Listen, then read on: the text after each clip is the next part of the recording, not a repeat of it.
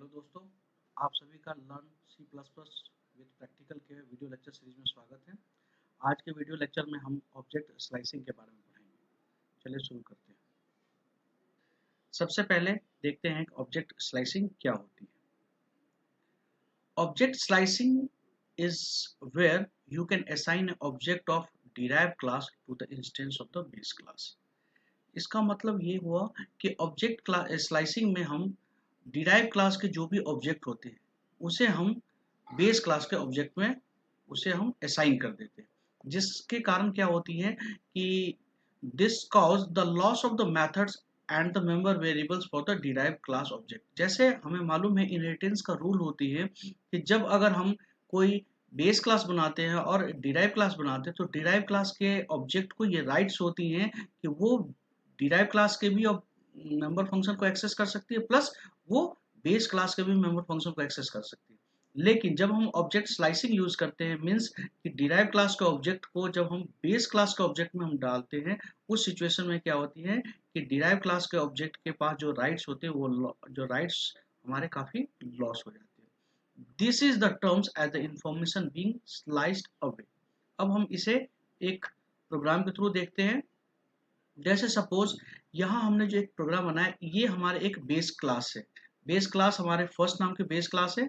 इस base class में हमारे पास एक डिफॉल्ट कंस्ट्रक्टर है जिसमें हमने डेटा मेंबर में वैल्यू 0 ए और बी में हमने 0 पुट कर दिया, और एक पैरामीटराइज कंस्ट्रक्टर है जिसमें हमने एक्स और वाई की वैल्यू डाल दिया, और यहाँ पर सिंपल प्रिंट वाले फंक्शन। ये हमारी एक बेस क्लास है। और यहाँ हमारी एक डिराइव क्लास है, जो डिराइव क्लास का नाम हमारा सेकंड है, जिससे वो हमें फर्स्ट नाम का जो क्लास है उसे वो इनहेरिट कर रहे हैं। दिस मीन्स कि सेकंड हो गई डिराइव क्लास और फर्स्ट हो गई हमारे बेस क्लास। इस क्लास में हमने सिंपल क्या किया कि हमारे सेकंड नाम का क्लास का एक कंस्ट्रक्टर बनाया।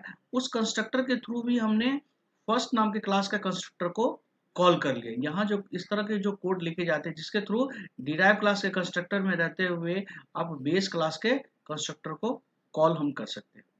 और इसमें हमने एक प्रिंट वन नाम का फंक्शन बना लिया जिसमें हमारे इस प्रिंट नाम के फंक्शन को कॉल कर रहे हैं। अब हमने यहाँ पे डिराइव क्लास का एक ऑब्जेक्ट बनाया और जिसमें हमने इसमें जैसे सिंपली अगर हम देख सकते हैं यहाँ सिंपल, यहाँ हमने एक डिराइव क्लास का जो ऑब्जेक्ट बनाया, जब ये हम ऑब्जेक्ट बनाते हैं तो ऑटोमेटिकली ये हमारे जो फंक्शन है ये इसके फंक्शन को ये कॉल करेगी। जब इसको कॉल करेगी तो जिसकी जो वैल्यू है 10 वाली वैल्यू, वो 10 वाली वैल्यू हमारे चले जाएंगी x में, 20 वाली जो वैल्यू है ये 20 वाली वैल्यू चली जाएंगी y में, और 30 वाली जो वैल्यू है ये 30 वाली वैल्यू चली जाएंगी z वाली वैल्यू। इसमें जब जाने के बाद सिंपल क्या होगी कि जब ये सेकंड नाम का फंक्शन कॉल होगा, उस कंस्ट्रक्टर कॉल होगा, उसी के साथ साथ हमारे बेस क्लास के भी फंक्शन, बेस क्लास के भी कंस्ट्रक्टर पैरामीटराइज कॉल होंगे। इस सिचुएशन में हमारे ये कंस्ट्रक्टर जो भी ये पैरामीटराइज कंस्ट्रक्टर, ये कंस्ट्रक्टर हमारे कॉल हो जाएंगे, और जिसमें x में जो वैल्यू हमारे पास आ जाएंगे, क्या x की वैल्यू, तो x की वैल्यू होगी 10, x की वैल्यू आ जाएगी 10, और y की जो वैल्यू है ये हमारे पास आ जाएंगे 20। इस सिचुएशन में क्या होगी कि a की जो भी वैल्यू है, अब किसके थ्रू है, ये ऑब्जेक्ट के थ्रू है, तो सिंपल वे में ऑब्जेक्ट का हम एक बॉक्स बनाते हैं। एक ऑब्जेक्ट हमारे बॉक्स बनी हुई है जिसका नाम हमारा है obj। obj के ऑब्जेक्ट में अगर हम देखेंगे, obj के ऑब्जेक्ट में a की वैल्यू यहाँ देखेंगे तो a की वैल्यू हमारे पास हो गए 20, a की वैल्यू हो गए 10, a की वैल्यू हो गई 10, और b की वैल्यू हो जाएगी 20, b की वैल्यू हो गई 20। और इस सिचुएशन में यहाँ पे ऑब्जेक्ट में क्या होगी कि m की वैल्यू, इसी में हमारे अगर हम देखें तो सिंपल वे में m की वैल्यू भी हमारे पास आ जाएगी, क्या m की वैल्यू हमारे z की वैल्यू क्या है 30 है, तो z की वैल्यू आ जाएगी हमारे 30। उसके बाद जब हमने एक सेकेंड नाम का बेस क्लास का एक ऑब्जेक्ट बनाया जिसका नाम था, या हमने दिया ऑब्जेक्ट 1, ये हमारे एक ऑब्जेक्ट बन गए obj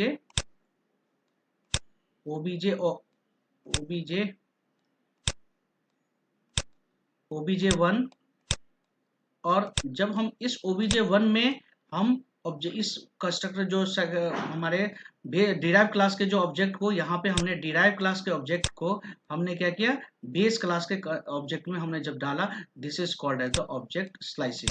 इससे क्या हो गई कि जो डिराइव क्लास के ऑब्जेक्ट के पास जो राइट्स थी हमारे बेस क्लास के भी फंक्शन को एक्सेस करना और प्लस अपने भी फंक्शन को एक्सेस करना, इस सिचुएशन में जब हम प्रिंट नाम के फंक्शन को कॉल करते हैं तो ये प्रिंट, इस ऑब्जेक्ट वन के थ्रू जब हम प्रिंट के कॉल करेंगे तो सिंपली जो हमारे जो डिराइव क्लास की जो भी ऑब्जेक्ट की जो राइट्स थी वो राइट्स हमारे काफी लॉस हो जाते हैं। दिस मीन्स कि here the information of the derive class loss, this is called as the object slicing.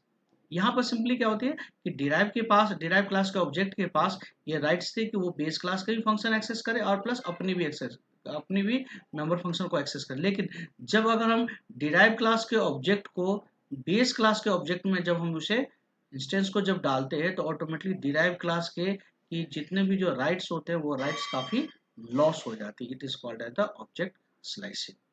Thank you so much.